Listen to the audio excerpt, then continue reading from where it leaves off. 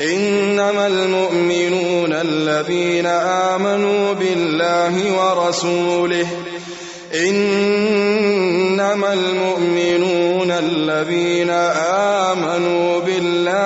ورسوله وإذا كانوا معه على أمر جامع لم يذهبوا حتى يستأذنوه. إن الذين يستأذنونك أولئك الذين يؤمنون بالله ورسوله، فإذا استأذنوك لبعض شأنهم فأذن لمن شئت منهم واستغفر